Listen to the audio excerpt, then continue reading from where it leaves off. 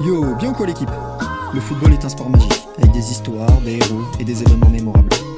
Le football, c'est des larmes, des cris, des pleurs, mais surtout des souvenirs. Certaines légendes restent méconnues ou oubliées, et il est temps que ça change. Bienvenue dans le premier épisode de Cher Football.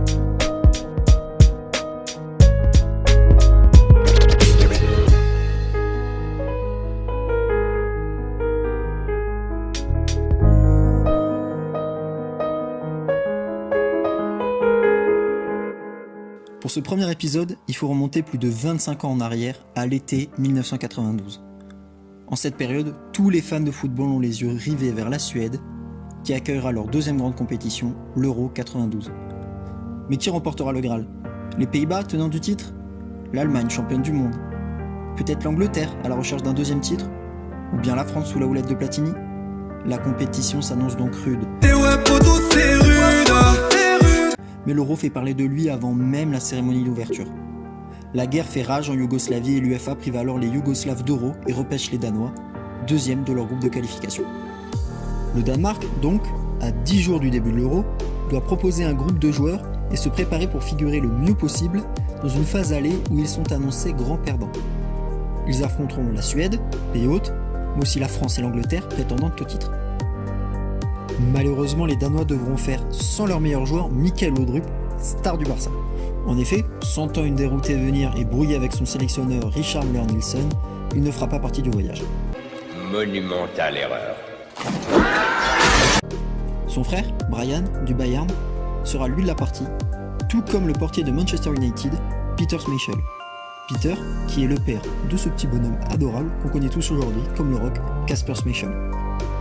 Pour leur premier match, les Danois défient l'Angleterre.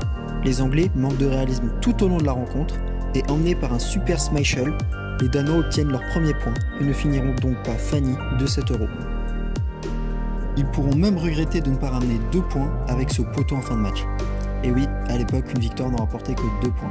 À l'époque, avant, à l'ancienne, t'as vu? Le match suivant oppose les Danois au pays hôte. Cette rencontre est un véritable duel de gardiens entre Schmeichel et Ravelli.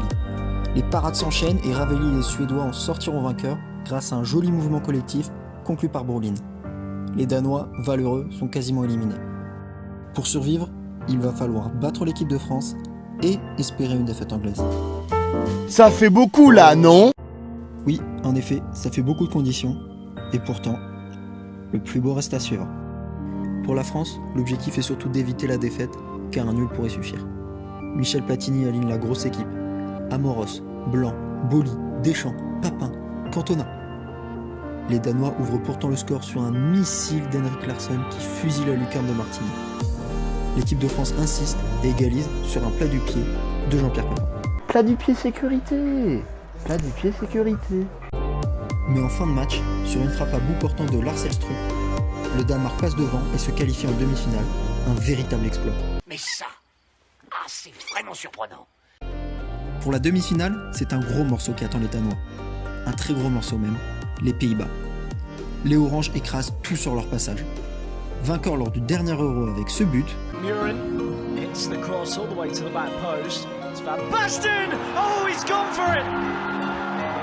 Unbelievable! les Néerlandais ont une véritable équipe de légende. Et coachés par celui qui a inspiré Cruyff, élu coach du XXe siècle par la FIFA, Rinus Michels.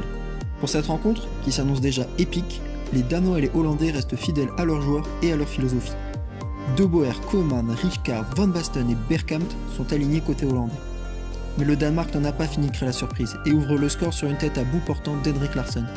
Les Hollandais réagissent et sur une remise de la tête de Rijkaard, Dennis Bergkamp dépose Schmeichel et égalise.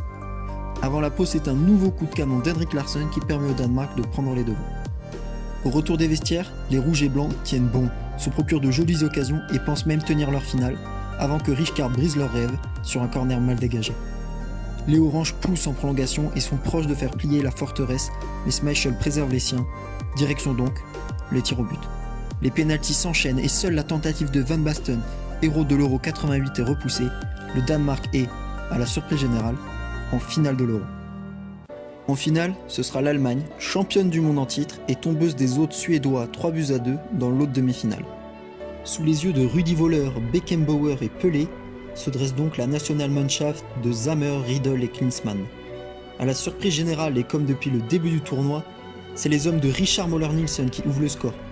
Un missile de John Johnson qui transperce la défense et le gardien allemand. La pression allemande est énorme, mais Schmeichel est ce soir-là, à l'image de son Euro, sensationnel. Les Allemands sont à terre et ne se relèveront pas de la superbe réalisation en fin de match de Kim Wilfroth qui vient parachever la victoire danoise. L'équipe danoise, pas qualifiée à 10 jours du début du tournoi, privée de leurs meilleurs joueurs, a déjoué tous les pronostics pour remporter l'Euro 92, qui reste aujourd'hui le seul et unique trophée de leur histoire. Un véritable miracle. Et le Mimi, c'est le Rara, c'est le miracle. C'est le miracle. Cette épopée reste la plus grande performance sportive de l'histoire du pays. Cet exploit a lancé le foot au Danemark et depuis il ne cesse de s'accroître. Un quart de finale lors de la Coupe du Monde 98, puis un huitième de finale en 2002. Plus récemment, c'est une défaite en huitième de finale lors de la Coupe du Monde en Russie, au pénalty, face aux finalistes croates. Le football regorge d'histoires incroyables comme celle-ci, d'événements épiques qui ont marqué une génération. Pour connaître les suivantes, n'hésitez pas à vous abonner à la chaîne et de lâcher un petit pouce en l'air si cette vidéo vous a plu. Allez, bise!